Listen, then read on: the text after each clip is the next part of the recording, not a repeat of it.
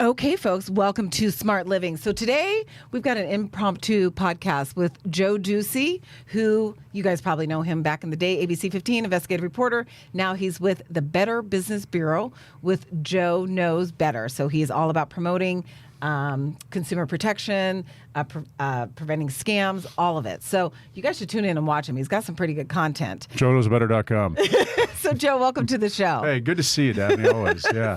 We worked together for how many years? Oh, my gosh, for like 12 years. Anybody who's heard this has heard us talk about this before, but yeah, a long time. Yes. Yeah. And we often do podcasts once in a while. It's usually about the same topics. Yeah. It's about our not-so-favorite president once in a while, politics. I'm not going to say a word about that. Can't go there. What we're talking about today is scams. So I teach an anti-scam workshop throughout the Valley. I teach them a lot of retirement communities. Yeah. And every time I teach the class, which is every couple months, I have to go back and look at the curriculum because these scams are getting more and more and more sophisticated, and you're on top of it. So can you tell me a little bit about what are some common scams going on, especially the ones where they're phishing? The phishing scams are the scariest ones. The phishing scams. You mean the ones where they're like emailing or texting and saying, the big one recently has been that toll text scam. Yes. You owe a toll. You drove in wherever. They don't even say anymore, like California or whatever, and they say that you didn't pay, and they're threatening legal action. And this came right after spring break. So a lot of Arizonans had been in California driving on toll roads probably and said, well, maybe I didn't pay a toll. I could owe this amount of money. So you got to click on a link. You click on the link, and you can either get a virus on your computer or pay money that you don't owe. And they've gotten so bad now that they're actually saying ADOT, A-Z-D-O-T, Department of Transportation. We don't have toll roads. We don't have toll roads, people. So if you get something from Arizona, you don't have to pay it because so they've been doing this around the country. It's been taking a lot of money. That's one scam. And so I would say about those kinds of things, I never click on links in text. I never click on links in emails. In the past, and they still do it, you get something from saying that you bought something from Amazon. And if you didn't, call this number, So it used to be, hey, we're going to renew your McAfee prescription or a subscription, right? That kind of thing. And if you do that, then they're going to scam you. Now they're saying you bought something. And now you're like, oh my gosh, I might have. Right. Well, I'm going to call these guys. Well, you don't do that. What you need to do is go into your account and see if there's an issue. Don't rely on any email that comes in, even like B of A or Wells Fargo. I'm always concerned about those things. If I got an account with them, I go into my account and find out if there's an issue, if I think there might be. If I don't have an account with them, it doesn't affect me. Right. So one of the things I always say to people who take my workshop is they're coming to you trying to get information. Mm-hmm. So if your bank is coming to you asking for information, or which is a scammer, if you didn't solicit your bank, then don't respond to that. Go to your bank, call the number that you know is your bank number, and reach out to them and said, hey, did you reach out to me? And they'll let you know. So don't reach out to people. Exactly. You confirm the reach out. You keep that environment under control. And they need to know your information. One other thing that came up recently, we just did something about travel scams. I was looking because of spring break and all and summer coming up. I thought, let me look at BBB Scam Tracker, which is actually a great place to go because you can see all the scams that are going on in your area. And I was looking at travel scams, and it ended up being not necessarily related to travel, but they were under travel scams because, all right, what's going on here is travelers are calling, they're having problems with their reservations for hotels and for flights and those kinds of things. And they're looking for customer service numbers. And they're doing it by getting into their phone. Hey, whoever, I don't even do this, but it's like, give me American Airlines. Or they're looking online and they're seeing the first thing that pops up and they're clicking on it. Scammers have learned how to be at the top of those searches. Serious? So they're getting they think they're getting American Airlines and they're getting somebody pretending to be American Airlines. So how do you know you're getting American Airlines? You don't, unless the way to do it is, first of all, don't ask for customer service through your phone. Okay. You need to see what's going on here. Don't necessarily go to the first thing that you see. Look for the web address. If it's AA.com, you know that's American Airlines, right? Go into your account if you have an account. If you do, then you need to go into your phone and find out if there's an issue with your itinerary, or contact customer service through those known places, not the others. People are getting scammed out of thousands of dollars. Wow, that's really uncomfortable. That's scary. It could be customer service. It could be within any industry, but just so happened I saw them with these travel scams. But it could be anything. Looking for a customer service number, when you're looking for it, just make sure you're getting the right place. So these scammers have figured out SEOs, you know, how to do your Google ranking. Yeah. That is really scary because that's one of the things I tell people is do a Google search. Yeah. Wow. Yeah, so they got to stop. So they're probably putting in the words they know how to use, like American or United or Southwest, and then so they kind of get up at the top, and those are the first ones that come up, and people don't. And when you're on the phone, you're not even really looking at it, right? You know, right. you just got to. So that's the key when you talked before about going into your account. Finding people that, you know, if you've got an account with American Airlines or whatever, contact them through their Contact Us portal or whatever it is. That's the way to do it, not just trust. And if somebody calls you, like says, hey, I'm with Bank of America, you know, your account's been da-da-da, you tell that person on the phone, hey, I'm going to hang up and call you back. Yeah. And then go to your Bank of America or the back of your credit card and call that number and be like, hey, did you guys reach out to me? That really is the best way that you control the environment and make sure that nobody scams you. What you just said is the key, controlling your environment, because when you get a call or you get somebody coming to the door or you get a text, the problem is when you react. Right? The problem is when you react. And if you don't have anybody there to talk to and run an idea by, you know, call somebody. Right. Say, hey, I got this call about, you know, don't react to the person there. If you really think there could be, talk to somebody about, like, hey, I just got this thing. The other person's going to be like, oh, that's a scam. Right. You know, so you kind of get it in your head like, oh, yeah, maybe it probably is a scam. You know, I probably need to think twice before I do whatever it is. Snopes.com is always my point of reference. I mean, they've been around since the 90s when I was reporting as a technology reporter. They're unbiased. And so I'll just type in the search bar, like, even to put away rumors, propaganda. Yeah. I was looking at something about Elon the other day, and, you know, Snopes, they show you both sides of it. So show you, like, here's what the rumor is. Yeah. Here are the receipts showing you that these are the facts. So it's a very good, solid place for a point of reference. Also, the Better Business Bureau is also, like you're saying, bbb.org/scammers. Yeah. That is often a point of reference that I use in my class. Yes, it's a great website for keeping up with that. Also, the FTC, the federaltrade.gov, which I will say, you know, with our current government, I don't know what they're going to be taking down, but right now the FTC.gov. Federal Trade Commission is a great place to go. Yeah, because Consumer Financial Protection Bureau is not really around right now, but Federal Trade Commission is. BBB.org is a good place to go. The reason I like BBB.org, not just because I work there, but I've been, and you've been involved with them for even as a reporter. The Better Business Bureau. It's a great place to go because the reviews are genuine. They don't take them down, and they're free for consumers to look at and see the complaints against the business or do whatever, and then find an accredited business that went through the extra steps that they have to go through to be a trusted business. Yes, because I even had to be vetted for my business. Yeah. You know, Smart Shopper Daphne LLC. So I had to go through the vetted in order to be an accredited business with the BBB. So great point of reference. Okay, really quick, Joe. I know you're going to say something, but before we get off on the scams, what I want to ask you is, what happens? What should somebody do if they do click on the link? So if I do, I didn't realize, you know, like I get a text that says, hey, bank alert, click on this link, and I click on it. What do I do? Well, and then I realize, oh my God, what do you do? I think the two things that can happen, you know, sometimes nothing can happen. Other times, either it can release some kind of virus or malware on whatever instrument you're using, or they're going to ask for more information, and they want your credit card information or those kinds of things. You know, one, you have control over. You don't have to give them that information a little bit. The other one, you really don't. Malware. So what I would do is I would be concerned. I think what I would do is update my security on my whatever instrument it is. I would go there to see if there's an issue, because sometimes that could be done, and I'd make sure I'd have a scan done. If you're really concerned about it, if you start noticing things that are going, like with your computer, it's kind of off or something, that's when I would take it in and have it looked at to make sure that nothing's happening. But yeah, I think that's you know, if you go further than that and you think they're really, you know, they've got your information or something, then, you know, you check your credit bureau reports, you do all those things, you freeze reports so nobody doesn't get it, and all that. But, and that's another important thing. So a lot of people aren't aware that freezing your credit is a free thing that all 3 credit bureau agencies provide, and that absolutely protects you, because once your stuff, most American stuff is on the dark web. I mean, even I've been hacked. I think it was one of the credit bureaus was hacked years ago.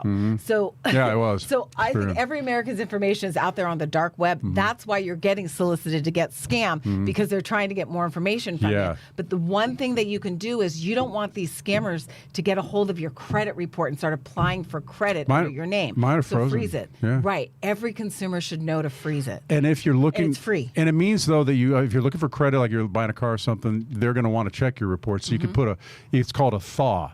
You can put a thaw on it, and you can have a date. So you can thaw it for 2 days. Right. You can thaw it for 3 days. So in other words, you give people access for 3 days while you're buying or shopping, and then it goes back then to you a close it freeze. down. Yeah. So it's a real easy thing And to do. that is a really great way to protect yourself. And annualcreditreport.com is also a really good place to look. This is a site that was set up by the government, kind of basically forcing the credit bureaus to say, hey, you got all these people's information and you're using it to make money. You need to do something for them. Right. So they set up, and it's a .com, which makes you think, oh, man, it's a scam. No. Annualcreditreport.com. It used to be that you could get your credit report there every so often. Now you can get unlimited reports really? Because anytime. it used to be like once a year. Yeah. Now it's I think they still have it where they did during COVID. I think it's free now. From each of the 3 credit bureaus, you can get a look at your credit report. And it's really interesting. You don't get your credit score. You have to pay for that. But your credit report could tell you if anybody's trying to, like, I never had an account with, such and such. Macy's.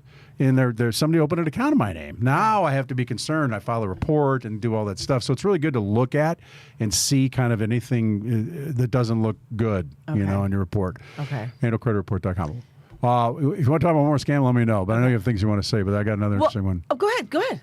There's one going on right now. It's kind of interesting. And it's going on from people in our area, but also there's, I think, a business in our area, which we're looking into that's doing it, but we'll talk more about that hopefully in the future. But anyway, it's called brushing scam. And a brushing scam, I think, is basically it's third-party sellers trying to brush up reviews of products. What they do is they create a fake order. Then they have a package delivered to an address that they found online. And the unsuspecting person gets this thing. It's like, I didn't order a brush, a pet toy, a blood pressure monitor, a small cheap bracelet, a towel, whatever. There's very small items.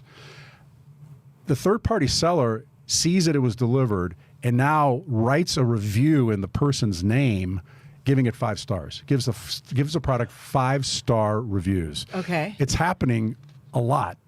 I looked at the list of people. It's like, I got this thing. I got this comb. I got this thing. I didn't order this. What's going on? Blah, blah, blah. It's likely a brushing scam, but these third-party sellers are trying to increase writing 5-star reviews in some unsuspecting person's name. Right. And then the product gets these great reviews online, and people are being led to these products that aren't that great. And you think, okay, well, in a way, it could be a victimless crime because you can't keep unordered deliveries. Right. You have a right by law to keep that. If you didn't order it, you can keep it.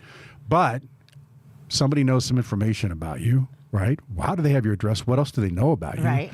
And secondly, these fake reviews are leading people to bad places, possibly. Yeah. So that's kind of interesting. And I think if that happens to you, I'd like to know about it first. JoeKnowsBetter.com. And then, but also FTC, BBB, Scam Tracker. Just warn people it's going on because it seems like it's happening a lot. And I think people are confused. Like, I don't have, what's going on here? Right. They're too bad they're not expensive gifts, like, a little gold bar or something. But it's I'm like, just sitting here going, what a long way to go. But I'm just like, okay, so the objective of this is bad, but I'm just thinking about the thought process. What a genius. I mean, if some of these criminals could take some of their geniuses, some of them, right? If they could take it and put it into good work, that'd be great. Okay, I also wanted to, while I have you here, I want to also have you just take a minute and explain to folks, what are you doing with the Better Business Bureau now? You've left ABC 15, what is it, like 2 years ago? Yeah, about a year and a half. Retired from that wonderful job, wonderful career, and moved on to the Better Business Bureau. Mm-hmm. So what exactly are you doing for them here? Well, my title is the Associate Vice President of Investigative Outreach. Okay. I don't really know what that means, but it basically what I'm trying to do is do the same thing I kind of done most of my career, and that's trying to help consumers stay away from bad business practices and scams by warning them about these things going on. Now that, I used to do it in the news media, now I'm doing it with the Better Business Bureau by many times using good accredited businesses in industries where there could be fraud. Used cars, solar, moving, oh man, what else have we done? Just a lot. But industries where consumers have issues and like, I got scammed by a solar company. I bought a used car that broke down. My moving company held my stuff hostage. Right. Those industries find the good businesses that do it right and say to them, hey, I'm hiring a moving company. How do I do it? What's the proper way to do it? What's a red flag? If I hire a moving company and they say they need blah blah blah up front, is that bad? Should I pay? Oh, you should never pay that up front. We just did one with lenders with Desert Financial, and I had the woman in here and I said, people are getting scammed online by advance fee loans. You know, it's like, oh, you should never have to pay. It's illegal to charge this amount. So there are things that people should know when they're making common purchases, how to stay away from the bad stuff. And then I'm warning them. So that's done with podcasts through joeknowsbetter.com. And also on that website, and we're putting out through social media, I'm doing a couple of videos, like I think 6 videos a month about warning people about the various scams we just talked about. Kind of letting people know that, hey, this thing's going on. So basically pointing out the scam and then what you can do to avoid it. Okay, actionable items. The actionable items, and trying to, I always thought with what I was doing before and also now, it's one thing to try to help somebody once they've had the issue, but it's so much better when it was let Joe know, is like not to have to let Joe know. You know, like we kept them from having that issue. They learned, one thing caught in their head, like, oh, I've heard about this before. No, I'm not going to talk to you about this. Boom. You know, you're not my grandson. Right. Yes. Or whatever it is. Or that's the kind of stuff that I love. Even one of the greatest consumer advocates that we've had here in the Valley. Yeah, well, I appreciate that. How much money you've saved people. Yeah, that's, well, as long as, I just, you know, and I've been scammed myself. I mean, it happens, you know, it's embarrassing, you know, but it happens because and they're very questionable things too, you know, like things come up. I'm like, man, I'm just not sure. Yesterday, or 2 days ago, my wife and I both got, first of all, I got one, and it was about, you bought a $1,499 Mac Pro through Amazon. You know, just wanted to make sure that this large purchase was yours or something. Well, you know, you can easily go to Amazon and find out that's the case, so I did, and it wasn't there. My wife got the same text. So I'm thinking, now that's weird. If I got it, those things just go out like this. Right. But why did we both get one? I mean, because we're related, we have the same accounts, we have the same Amazon account. How do they get both of our phone numbers? Why are we both getting this? And it turned out just to be a scam, and I don't know how they related, but that's the kind of thing where I'm like, this is a little weird. You're probably on the dark web. This is weirder than both of us. Yeah. Yeah, and it'd be like you and your daughter, or you and, but you're getting the same, like, this is wild, you know. Yeah. So anyway, that's the kind of stuff that makes you think a little bit, but yeah. Well, I'll tell you, I mean, we live in a very interesting world. It's interesting because, like, I've never thought that social media was a sustainable thing. When I list ABC 15, people were like almost criticizing me of like, why didn't you take that brand and blow it up on social media? Yeah. Because I never felt social media was sustainable because you have somebody controlling who sees your stuff. Yeah. So I don't want to be, and then now and then it was the point where they would like, you'd have to pay money to advertise so your stuff could be seen. That's not sustainable. Yeah. You know, I feel that if people want to see your content, they should have access to it and shouldn't have to pay to see it, and they should be free to see it. Yeah. So I just remember, like, I felt like I was really, struggling with that because Smart Shopper was a great brand for that station. Yeah. But now that we're moving forward in the world that we're living in, and we have the tech bros kind of in control of this country on some level, like Elon Musk, he owns one of the social media platforms. Mark Zuckerberg was at the inauguration of Donald Trump. So there you go, but I'm just saying, like, so part of social media right now, it's a scam. And there's a lot of bots on there. I think it is. Like, it is a worm from bottom feeders to come up and destroy the world. Well, I think the scams. What's interesting is that scams. A lot of the scams are the same as they've been 20 years ago. It's just they found new avenues. Yes. And the avenue they found that really is paying off is social media. Yeah. And I get so many people who get scammed on Facebook Marketplace. Oh yeah. Because they trust whatever's there, and then they link and they get a product, don't get a product, and they spend all this money on it. So I think that's a huge platform. It's not regulated. Do you want to regulate it? I don't know, but it's just, I think we have to approach it from the other side. If you're not getting protected, you need to protect yourself. Right. right? So that's what we're trying to do here. I think it's what you've been doing. That's what I've been trying to do. And that's like, listen, this stuff's going to be thrown at you, but this is what you need to do to kind of keep it from hitting you. You know? That's the key. And I worry about people who are retired, who are not so much up to par on what's going on in the world. And that's one of the reasons why I go out of my way to teach these anti-scam passive retirement communities so they can have the tools to protect themselves. You know, it's interesting. If you end up talking to scams, we did a podcast, the one about calling the scammers. And it's interesting because once you start talking to these people, I don't advise you do this because you could get roped in. These guys are really good.